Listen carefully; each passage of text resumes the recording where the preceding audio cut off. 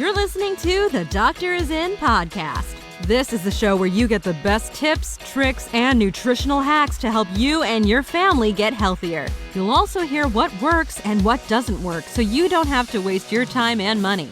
All right, let's get started. Hello, I'm Dr. Martin Jr. And I'm Dr. Martin Sr. And this is the Doctor Is In podcast, and this is episode 148. And what we want to do today is actually continue our discussion from episode 147, which is on depression. But what we're going to do today is we're actually going to talk about basically the exact protocol that you use in the clinic for depression. But before we start, let's just kind of quickly summarize a little bit of what we talked about on the last episode. Now, if you haven't heard it, I would strongly recommend going back and listening to episode 147 first, and then coming and listening to this one as well. But if not, we'll summarize it as best as we can. Yeah, it's always good to review, right? It's always good to review for sure. Now, so what we did is we kind of listed a bunch of different external causes of depression that is more than just simply saying I have a problem with brain chemicals, right? Yeah. Because a lot of times that's what happens. It's like you got a brain chemical imbalance and here's a medication.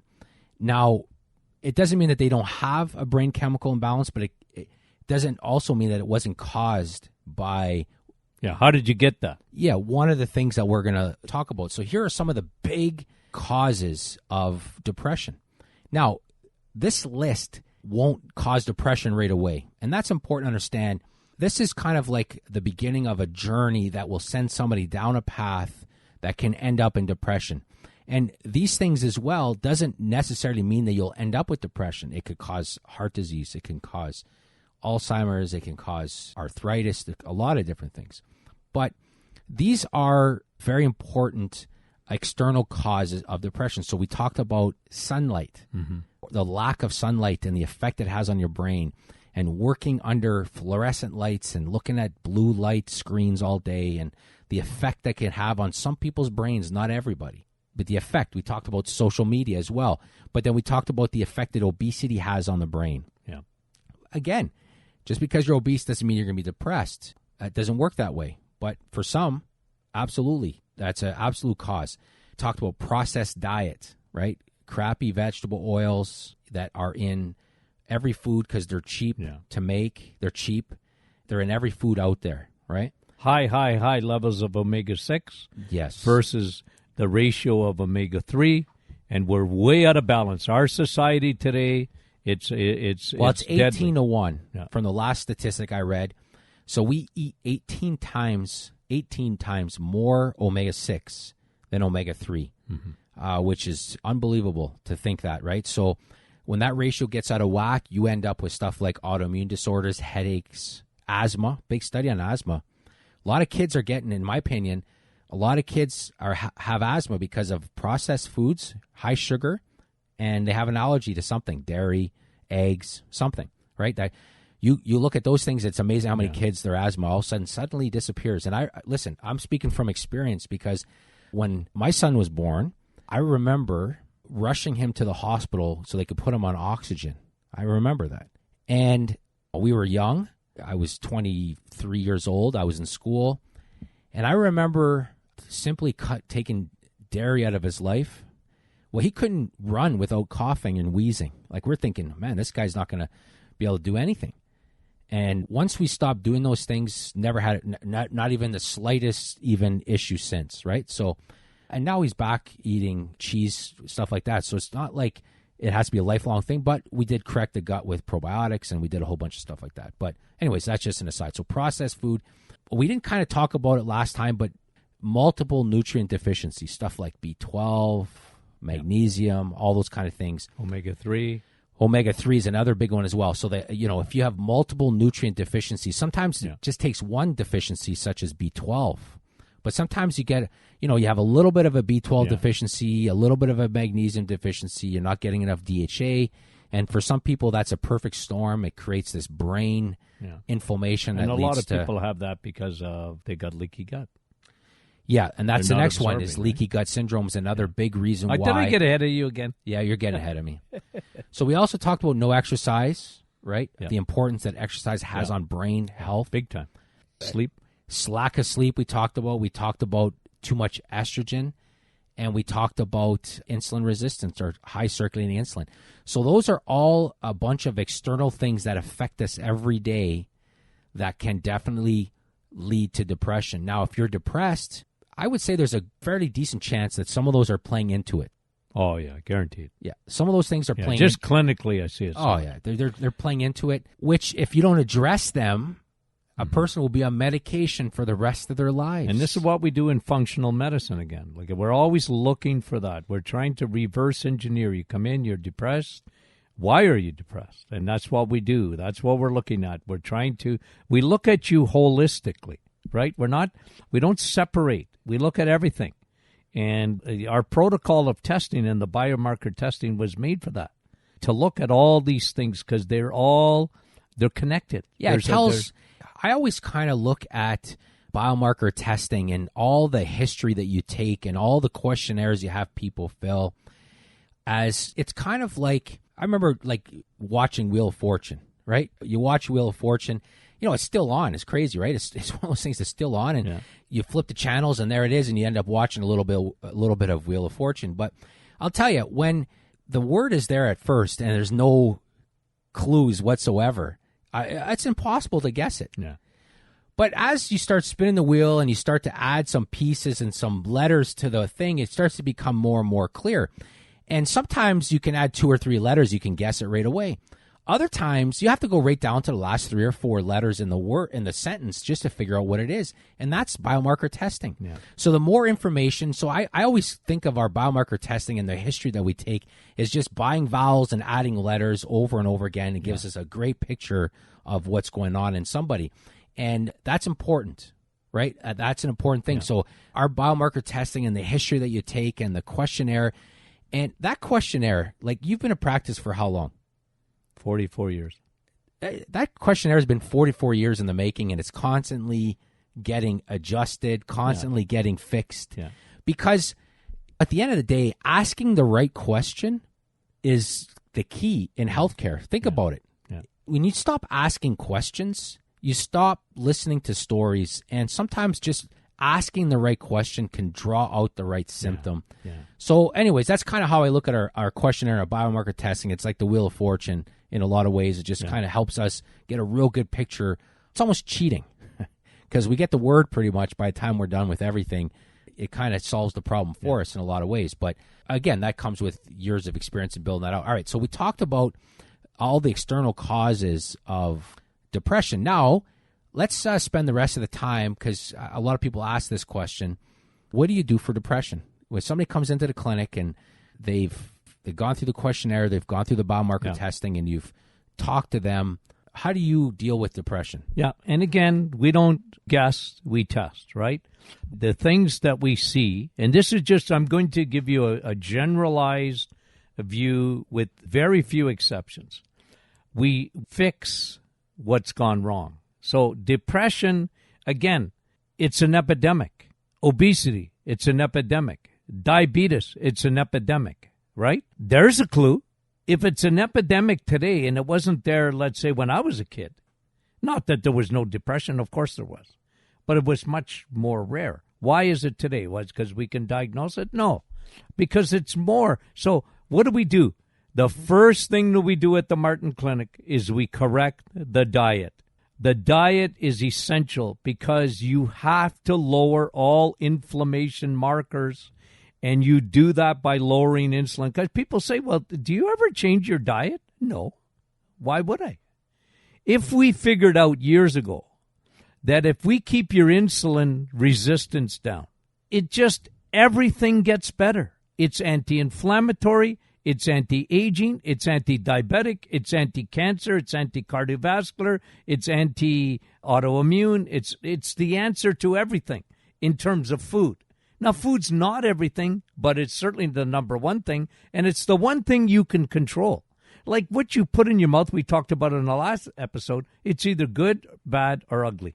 Like there's no neutral foods anymore. They either help you or they don't. Well, or they make you worse. And that's, like I said, good, bad, or ugly. Yeah, right? And especially if somebody is not well, right? If they're not well, if you have cancer, because we get a lot of people asking us these kind of things, right? If you have cancer or you got some kind of autoimmune disorder, or you got some kind of disease, you have to look at every time you eat, you have to look at that as a major hormonal biochemical response that you're causing in your body. Yeah. You can either give your body what it needs, or you can cause a cascade of bad hormonal effects that's just going to further you down that path. And every bite, every meal is a battle when you're not well. Yeah. And you have to look at it. And then you don't feel good. Guess what you want to eat? Well, yeah, for sure. Comfort food, something that's quick. You're just trying to elevate your blood sugar. You don't even realize it. But your body is screaming for it to elevate your sugar. Unfortunately, food tastes good, right? If food had no real effect on our brains in terms of like the pleasure that it gives us, none of this would be an issue. Yeah. But we have palates, we have taste buds, we have chemical responses in the brain. Like, it's kind of funny, and this is really a simplistic way to eat. But I always kind of picture when you're eating sugar or food you like, it's like fireworks going off in your brain, just like the 4th of July, right? It's just like exploding and everything.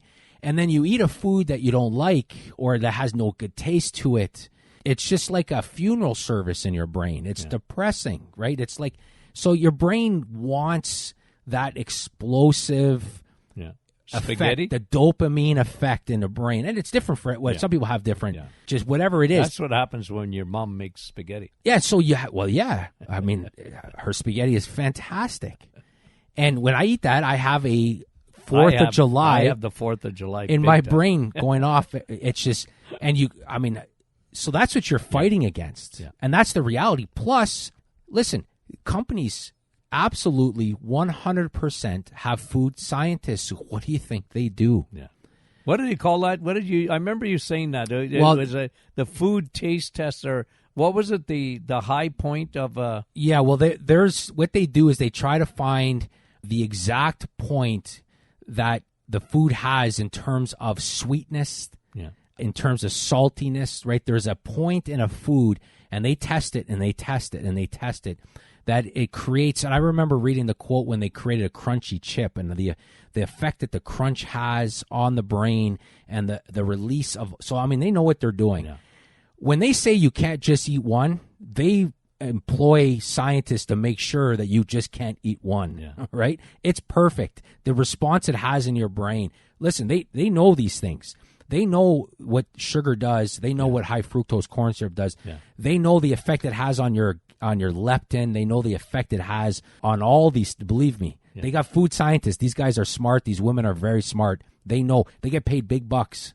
Taste is more than taste. Oh, it tastes good. Yeah. There's a lot to it, right? So these companies hire these food scientists, and believe me, that's what we're up against. So we understand that. We're also human, right? Yeah. We got an Italian background.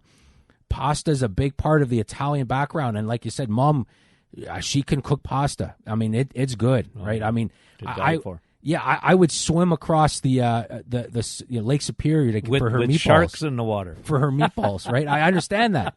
Listen, we take a chance with the sharks. We live on planet Earth, so we understand. Yeah. We're not standing here telling you anything other than that. We know what people go through because we go through the same things ourselves. Yeah. Mm-hmm. We enjoy food. We like food. We like good tasting food. So we know how hard it is, right, for people that are out there because everything is conspiring against them, from the taste to the just how the food is composed and our chemistry of our brain. So we know, we get that. Especially when you're depressed, because again, it's worse. It's worse. Your brain is craving that reaction. It's depressed. It's craving that stuff. And then you're not sleeping well. It gets worse. So we understand that. So anyways, that was a long tangent on food chemistry. But it's true. That's what we're up against. But you see, when it comes to the first treatment then, when we're looking at depression, the first thing we do in the Martin Clinic, we give you a plan to succeed, not to fail. We give you an out. We give you some cheats. We allow that. But we show you the And that's our serial killer plan, it right? It really is. And it works. It is so effective. And we're going to change the name because when we wrote our book, I don't know how long ago, Serial Killers, we sold a ton of copies and, people knew what the serial killer plan was. And, so we have a program. It's called the Serial Killer Revisited program. And people that know us know the program. But I'll tell you, we got a private Facebook group for it. We get some crazy people who want to join it because they think it's about serial killers. I'm not kidding. Every day we have to like turn down people and we go look and we're like, we don't know who they are. And they're creepy. They got a fascination with serial killers, right? Yeah. And of course, the name serial killers, the first book, the subheading was 2 hormones that want you dead. And we were talking about, even years ago, talking about insulin and cortisol and how they were 2 hormones that eventually, if they took over, they want you dead. Yeah, so we call them serial killers. Yeah. Great idea, great book. Now we use the term serial killers. And unless you've been with us for a while, you don't know. But that's our plan. We have it's a cyclical ketogenic plan in a sense. Anyways, without getting into too much, but when you talk about a plan that people have. So that's the first thing we do. It's diet, right? The first thing we do is change their diet. And we make them understand, so it's not like they're just shooting in the dark. We make them understand that if you want to get better, it's going to take some discipline. And, when you're depressed, it's not easy, but we make it doable. And so we show you that how your brain operates and what's happening, and you've got to eat properly. And the second thing that we do, and again, just a general, when you're depressed, your cortisol levels are out of whack, we go after the hormones. So we start looking at hormonal imbalances. The things that we see most frequently is the cortisol, as I was saying last week, that depression usually comes after. Anxiety is the start in that cycle of depression. So it usually starts with anxiety. It might be a traumatic event in your life. There's always like the straw that breaks the camel's back, a lack of sleep for a long period of time, and maybe you can't turn the brain off. Anxiety starts, then depression comes in. So what do? We get that cortisol level because that comes out of the adrenal gland, and we work on that. And, I'm not going to give a lot of detail, but we do lower cortisol, and that is a big factor because it helps enormously. The other thing is, and generally I can't think of an exception to this, where we fix leaky gut. Leaky gut, leaky brain. I was saying to you that if you have yeast, what does yeast do? Like people think, well, yeast, doc, that you make bread with yeast. Yeah, it makes things rise. I said, what do you think it does in your brain? Think about it. So if you have leaky gut, you might not even know this, but if you have leaky gut, you have candida. You have a yeast. You have a fungus. And yeast outside the body makes bread, but yeast inside the body is a parasite. Well, it actually lives. It's an organism. What's funny is that for the longest time, mainstream medicine would laugh, right? You can never get yeast. You can't. Your blood's sterile and all that kind of stuff. And then, now, even, not that long ago, there was a study showing that 60 or so % of people with Parkinson's had fungus in their brain. Yeah. How do you think that gets there? Yeah. The brain is a closed circuit. Your brain has a blood-brain barrier. It walls it off, right? It's like the inner Getting vault. Into Fort Knox. Oh, yeah. It's the inner vault. You and I were talking a little bit about Mission Impossible, the latest movie. I remember watching that first one in the movie theater, and there was like a 15-minute scene where Tom Cruise had to lower himself from the ceiling, and it was no sound because if he went over a certain sound decimal, the alarm went off. So in the theater, it was silent for like 15 minutes. It was awesome, right? But that inner room that he had to get into, that's your brain. Yeah. It's protected. Yeah. Your brain, body is unbelievable. It walls itself off. It protects itself big time, right? So if fungus gets in your brain, how do you think it gets there? Through your blood. Through your blood. And how does it get into your blood? Through your gut. Through your gut, exactly. And that's why it's so funny. Yeah. But I remember we used to doctors used to, remember? We used to get emails from doctors thinking, listen, they call us quacks. We are quacks, right? If by their definition, we're quacks. Because I remember one time somebody came in and I was looking at their medication list. The doctor, because we were talking about something else, this patient said, well, my doctor thinks you're a quack. Well, if not recommending 17 medications for somebody means I'm a quack, then call me a quack. Yeah, good. Me too. Because I'm a quack. If that means if me not suggesting 17 medications for somebody is a good idea, then call me a quack every day. I don't care. I'm a quack. Yeah. It doesn't hurt my feelings. Yeah, no, and I never get uptight about that. No, I actually want to. I don't aim at doctors. No, not at all. Because they do. Listen, we have a lot of friends that are doctors.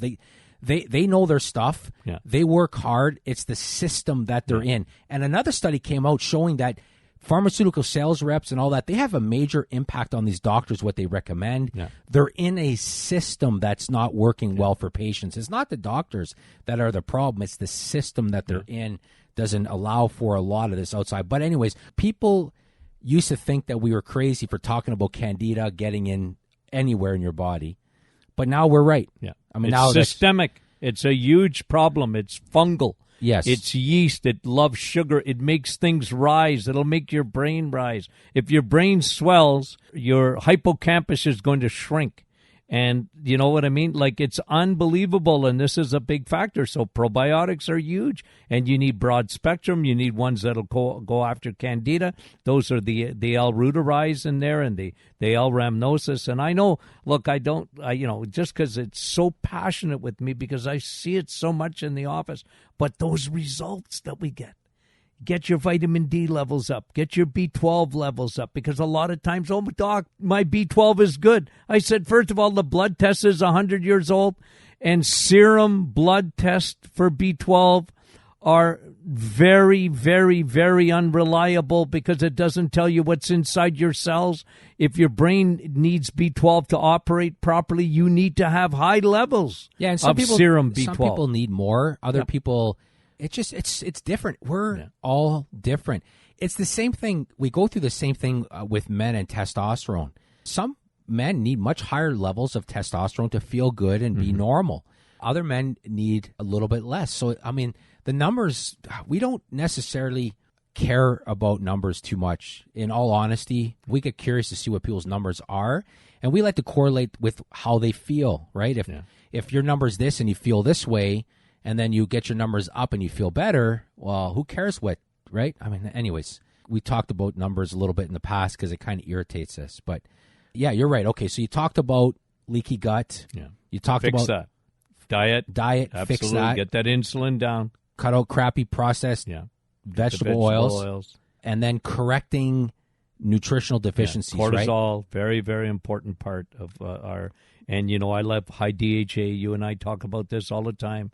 There was a study out, and I know we're out of time. We're going overboard here. But one of the things that I just bothered me last week, and I just got to mention it. It came out in the last couple of weeks here. They did a study on omega-3. And again, it doesn't seem to do much. The mainstream media is fake media in a lot of ways because they take 1,000 milligrams of omega-3, a capsule that's got very little DHA in there, very little EPA in there, and then they do a study on it. Yeah. Well, you just take one capsule of omega-3, and you know what they found? It doesn't really prevent heart disease like we thought it did. Well, and I kind of how I explain to people about those kind of studies would be running a study on exercise and then having somebody go to the gym. So they get in their car, they drive to the gym, and tell them to take one dumbbell and do literally one bicep curl, and then put it down, go home, and do that for 6 weeks, and then they come in and say, well, my biceps are no bigger. Yeah, I like that. My biceps are the same size. I've been exercising for 6 weeks, and my biceps are the same size. That's the problem with a lot of these studies. Yeah. It's because the dosage is wrong. Yeah, and that's exactly what it is. That's the problem. Yeah. It's a bad study. You want to lower inflammation in the brain? You get your DHA levels up. And if you need to take 10 grams of it, well, and I would like to see them, and studies that do 2.5, 4, 5 grams, 6 grams. Amazing what happens. Yeah, I mean, the studies are there for that, right? Yeah. From everything from sarcopenia right across the board. They're all there. And depression. Right? So when you hear these studies like omega-3 doesn't work, always look at the dosage. And then it's the guy crying because his biceps are no bigger because he did 30 reps over 6 weeks. Makes no sense whatsoever. But that's what happens. And then the news picks it up. Well, they love it. Yeah, see it. Well, the news brought to you by the pharmaceutical industry, right? Vitamins don't work. Yeah, what I heard a doctor say it again the other day. Oh, your urine is going to be expensive. Yeah, expensive urine. And you know what? How much studying have you done on supplements? None. Well, listen, and to be honest with you, I want expensive urine because, first of all, there's going to be a spillover, no question. And, well, listen, if you take a B complex, you're going to have yellow urine. your urine's going to glow in the dark. That's normal. Yeah. It doesn't mean you're not getting it. It just means, and if, people take a good multivitamin and their urine is different color. If you take DIM, which we love, we have that in our hormonal support formula. We like a certain kind of DIM. Your urine's going to be a little darker brown. That's normal. That doesn't mean anything. But yeah, I can't stand when they say expensive urine because they're trying to like use it as an insult, and it just shows ignorance in my opinion, right? It just shows ignorance. But yes, so when it comes to DHA, we love it, but get enough of it, right? Make sure you're getting enough DHA. And if you look at the capsules that you're taking, look at the ingredients, you're going to find out you're not getting a lot. Can I say one thing about food? Well, you got your hand up, so yes, go ahead. Study came out, and I tweeted this several months ago. And just to understand, okay, because if you don't get enough fat in your diet, you don't get enough protein in your diet, that vegetarians are almost 60% more likely to have depression than people that eat meat. So I'm not, look, if you're a vegetarian, understand you need to supplement. Yeah, you need B12. Look, I've got thousands of vegetarian patients that I see over the years. I got no problem with it as long as they supplement. So just understand that you need that in your diet because that's a key factor. That's where B12 comes in, by the way. All right, so we talked about B12. Vitamin D is another massive one. Yep. That you don't get the sun, you need vitamin D. And then a lot of people need both. What about magnesium? Magnesium's great for the brain. It really is. Magnesium is an important mineral. It's not in the soil anymore. I find it to be a key factor. I take magnesium every day, and it really does. Because where magnesium comes in, part of it is that it lowers anxiety. And again, as they call it the original chill pill. Yeah. Right? They call it, when, people, I mean, we've all said it to our siblings, take a chill pill at some point. But they call that the original chill pill, magnesium. It's just, it's good to calm, right? It calms things down. So that's, all right. So is there anything else that you would recommend? Well, definitely, like I said, I think I hit most of the big ones there, and I think they'll be, those are the things. And we know, because when they're in the office and we're testing them, or they've sent us their biomarkers, we know by testing where their deficiencies are. But we really focus in on those big points that we hit today. All right. Well, we want to thank you for listening. If you have any questions, you can easily get a hold of us at info@martinclinic.com. You can go to our website. We got live chat there. We have a new Facebook group that we started not too long ago. You can go to our website, join our private Facebook group as well. There's a lot of ways that you can get a hold of us. If you're not a newsletter subscriber, go to our website, martinclinic.com, and sign up for our newsletters. We talk a lot about this stuff every week, break down studies, give you some practical things you can use every day. Every Thursday morning, you do a Facebook Live, 8:30 Eastern, roughly. And again, I was away over the last little bit, and I was watching your Facebook Lives, and I was right side up. You was right side up, except for one time, I thought you were broadcasting live from a fog storm. I have my lens on my camera. I didn't know that. No, they get dirty. Lenses, because you put your phone in your pocket, your lens get dirty. So there was one time it looked like you were in a fog. I was like, oh, we got a lot of fog up north. Because I was down in the States visiting some family, and I was like, oh, it must be really foggy back home. Then I'm looking, and I'm like, no, he just didn't clean his lens. So, anyways, it's always a fun. It's an adventure. I'll tell you that. It is every week, and I try and ask people. Of course, I can't see what the answer. No, and that's one of the limitations when you use your phone to go live is that you really can't see. Yeah. So if you're telling me that I'm upside down, I don't really know. Yeah, no, it's really hard to know that because of the way the comments come in. But anyways, you do a Facebook Live, answer people seem to really like. Oh yeah, answer a ton of questions, and it's amazing how many people even that I know in the States that are watching it every week. So I got a chance to watch it when I was down there, but anyway, so every Thursday morning you can join you for that as well. So again, we want to thank you for listening and have a great day.